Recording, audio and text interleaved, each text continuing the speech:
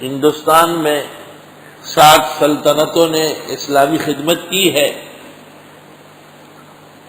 سلطان محمود غزنوی اور مغل تک 7 سلطنتیں ہیں۔ ان سے پہلے محمد بن قاسم تشریف لائے، وہ دنیا عرب کے جرنیل تھے۔ ان 7 سلطنتوں پر جب اکبر کا زمانہ آیا تو یہ 1000 سال پورے ہو گئے۔ اکبر جوان سالہ بادشاہ ہوا تھا، لکھا پڑھا نہیں تھا، نہایت عابد زاہد اور مسکین مزاج تھا۔ جس دن تخت نشین ہوا اور تاجپوشی ہوئی تو مسجد آیا اور اپنے ہاتھ سے جھاڑو لی۔ برما اور رنگون سے لے کے کاشغر اور غزنی تک حکومت کا بادشاہ، اور محراب سے لے کے جوتوں تک جھاڑو لگائی اور کہا ہمارے بزرگوں کو یہ انعام اللہ نے دین کی وجہ سے دیا ہے۔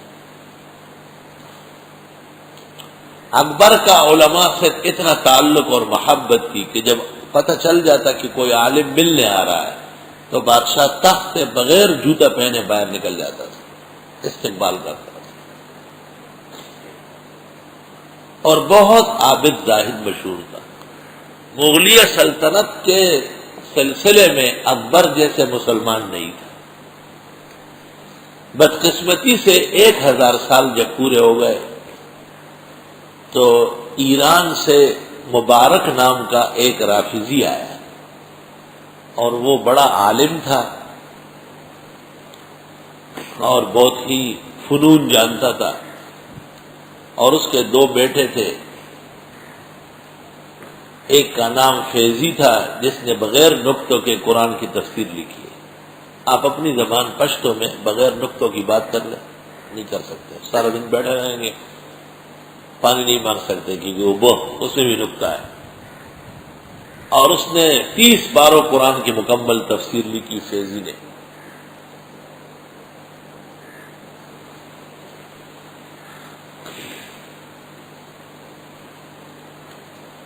اس شخص نے، خاص کر فیضی نے، بادشاہ پر اثر ڈالا اور بادشاہ کو کہا کہ وہ جو وارث الانبیاء ہے وہ یہ مولوی نہیں ہے، وہ تو گزرے ہیں، ختم ہو گئے، یہ تو بیکار لوگ ہیں، ان کا نہ احترام کرو نہ ادب کرو۔ اور علماء کی ایسی ایسی باتیں بادشاہ تک پہنچائی کہ بادشاہ کچھ دن تک تو زار و خطار روتا رہا، پھر مخالف ہوا، اور مخالف ایسا ہوا کہ روزانہ ایک کشتی مولویوں سے بھرتا تھا اور دریا میں ڈبو کے آتا تھا، تھوڑی بس ان کی ڈوب کر نے چلو خیر۔ اور بادشاہ نے ایک نورتن بنایا جس کو عبید اللہ سیالکوٹی حکومتی کونسل کہتے ہیں۔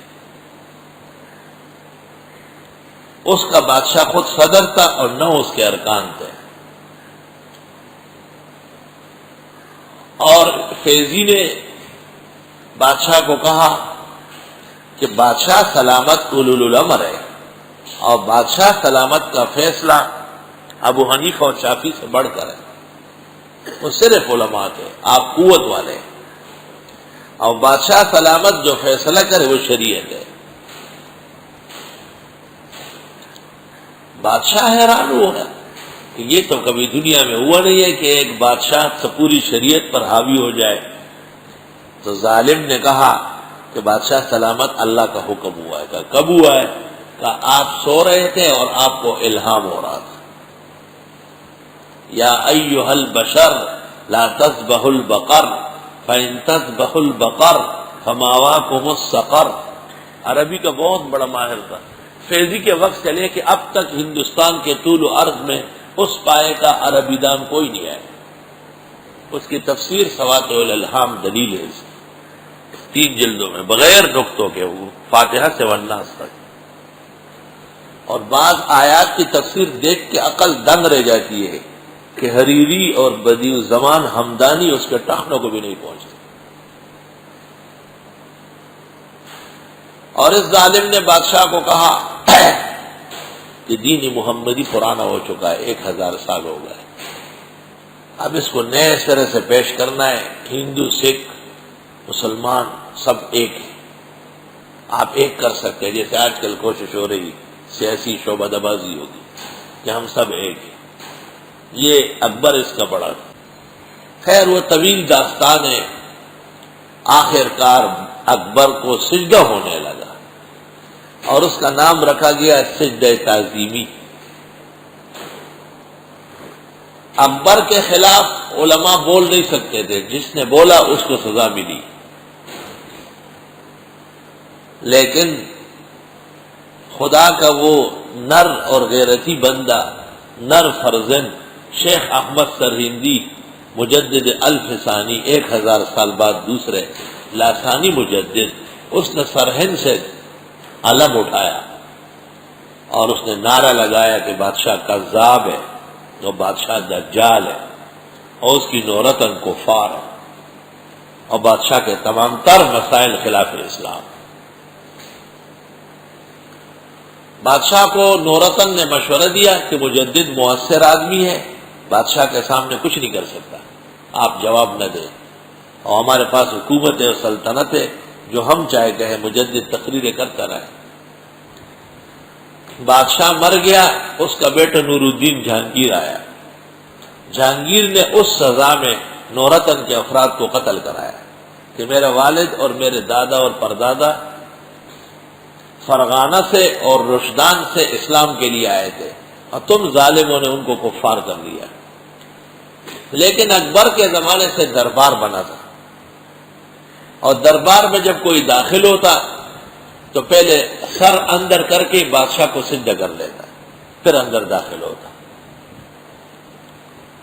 بادشاہ کو یہ اطلاع بھی مل گئی کہ مجدد کا اختلاف مسئلے کا نہیں ہے بلکہ سیاست کا ہے، اور مجدد اپنے حلق ارادت کے ذریعے اقتدار پر قبضہ کرنا چاہتے ہیں.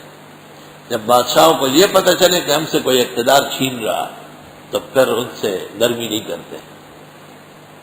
تو نور الدین جہانگیر نے مجدد کو دربار میں طلب کیا. مجدد تشریف لایا. جب مجدد تشریف لایا تو درباریوں نے کہا، اسلام آبادیوں نے کہ جلدی کرے. کہا کس بات کی جلدی؟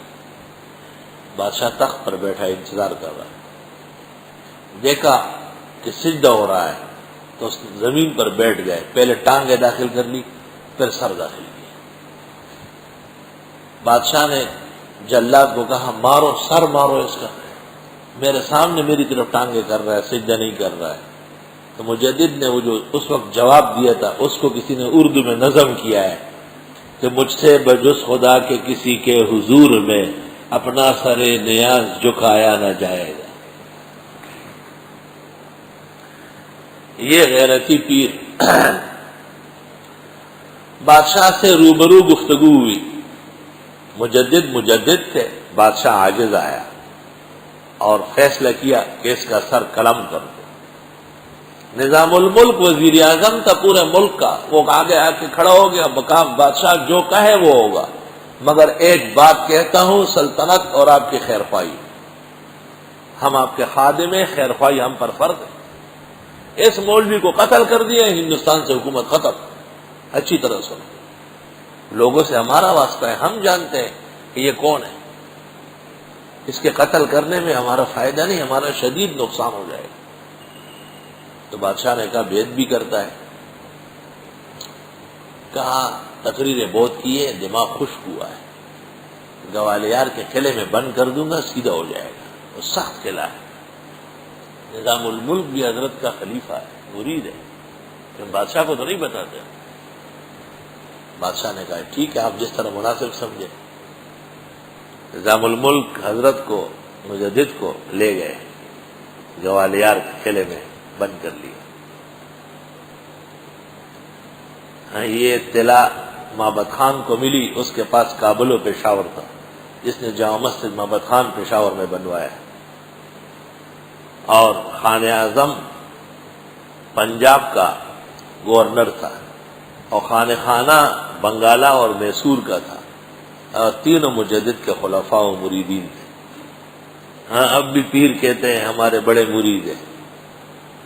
یہ پیر اور یہ مرید تینوں نے وہاں سے عالم بغاوت بلند کر لیا کہ جہانگیر ہمارے بزرگوں کی بیعت بھی کر رہا ہے اور ہم جہانگیر کی جہانگیری نہیں مان رہے.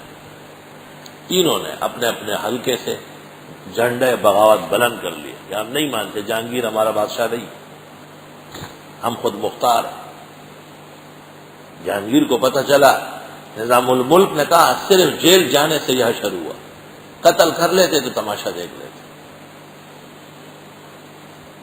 بادشاہ نے ان کے خلاف فوج کشی کی. دریائے جیلم کے کنارے گھمسان کی جنگ ہوئی. وہ تینوں مقابلے پہ آئے اور اندر سے نظام الملک بھی ساتھ تھا. بادشاہ کی فوج پسپا ہو گئی اور جہانگیر زندہ گرفتار ہوئی. آئینوں نے جہانگیر کو قید کر لیا اور حضرت مجدد کو خط لکھا کہ ہم نے بادشاہ کو قید کر لیا، اس کو شکست ہو گئی اور ہمیں فتح ہو گئی، یہ آپ کی دعا ہے، آپ کو مبارک ہو، اور ہم لینے آ رہے ہیں آپ کے پاس. عزت سے رہا کر کھلائے. مجدد کو جب یہ پتہ چلا اس نے فی الفور خط لکھا اور بادشاہ کو کہا، اپنے تینوں خلفاء مابد خان، خان اعظم، خان خانہ کو کہا کہ بادشاہ کو رہا کر لو. میرا اختلاف بادشاہ سے توحید اور شرک کا ہے، سنت و بدعت کا ہے، تاج و تخت کا نہیں ہے. میرے قیمتی مسئلے پر مٹی نہ ڈالو اور بادشاہ کو رہا کرو. تینوں خط پڑھ کر کے پریشان ہو کے کھڑے ہو گئے. فیصلہ ہوا کہ جو حضرت کا حکم ہے وہی کرنا پڑے. بادشاہ کے پاس آئے، کہا آؤ رہاؤ بادشاہ. بادشاہ نے کہا کیا بات ہے؟ کہا حضرت صاحب کا خط آیا ہے، مجدد صاحب، اور آپ کو گرفتار کرنے پر ناراض. رات کو مجدد نے بادشاہ نے خط خواب دیکھا. ختم المرسلین صلی اللہ علیہ وسلم کو آپ فرماتے ہیں ایک جہانگیر بروز محشر میری شفاعت کے کیا امید رکھو گے؟ آج ہندوستان میں ایک شخص توحید و سنت بیان کر رہا ہے، اس کی بھی تم زبان بندی کرا رہا ہے. پورے دین اسلام کے دو اہم مسئلے توحید و سنت صرف مجدد بیان کر رہا ہے اور آپ اس کو بند کر چکے ہیں. قیامت کے دن مجھے کیسے منہ دکھاؤ؟ مکتوبات جلد 3 33 34 35 خطوط بھرے پڑے ہیں. اس سے لوگ دیکھتے کہاں ہے کتاب. ایک زمانہ تھا کہ عبید اللہ سندھی شاگردوں کو مکتوبات مجدد سبقاً پڑھاتے تھے. جیسے ہدایہ اول، ہدایہ ثانی، ثالث کا درس ہوتا تھا، اس طرح پنجپیر مولانا وغیرہ نے ان سے مکتوبات سبقاً پڑھی، کیونکہ مکتوبات میں بہت بڑا علم ہے جس کی کوئی انتہا نہیں.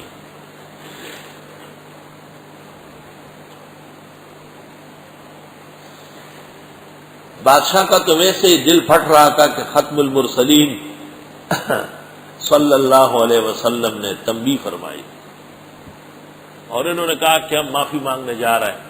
تو بادشاہ نے کہا میں بھی جاتا ہوں معافی مانگ، مجھے لے چلو. خان اعظم، خان خانہ، مابد خان اور نظام الملک اور نور الدین جہانگیر 4-5 سینکڑوں گھوڑوں کے ساتھ، فوجوں کے ساتھ گوالیار گئے. جب گوالیار پہنچے، مجدد کی خدمت میں بادشاہ پیش ہوا تو بادشاہ نے سر مجدد کے پیروں میں رکھا تو مجدد نے فوراً پکڑ کے، ہاں یہی تو آپ سے اختلاف تھا کہ آپ کے والد لوگوں سے سجدہ کراتے تھے، آپ نے ساری اصلاحات کی لیکن اس کو نہیں کہا. حضرت اب جو آپ کہیں گے وہ ہوگا. بادشاہ نے شاہی پروانہ آگے رکھا اور نیچے دستخط کر کے مہر لگائی اور بادشاہ سے کہا، حضرت صاحب سے کہا کہ اس پر آپ لکھے. حضرت نے خطبہ مسنونہ بسم اللہ لکھ کر الذین ان مکناہم فی الارض کی آیت لکھی اور اس کے بعد حضرت نے 30 اصلاحات لکھی ہے اور بادشاہ نے نافذ کر دی. اور اس کے بعد بادشاہ نے اپنے مکان کے باہر زنجیر عدل لگایا تھا، جو اس کو ہاتھ لگاتا تھا بادشاہ خود باہر آ جاتا کہ میری سلطنت میں کوئی ظلم نہ ہو.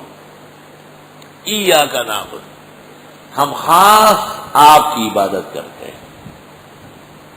یہ پیران طریقت اور علماء شریعت یہ جاگتے ہوئے بھرے ہوئے آسمان کے درخشاں ستارے، جب یہ توحید و سنت کے ارکان، اور جب یہ توحید و سنت کے نہ ہو تو مثل الذین حملوا التوراۃ ثم لم يحملوها كمثل الحمار يحمل اسفارا او مثلہ کمثل الکلب ان تحمل علیہ یلہث او تترکہ یلہث.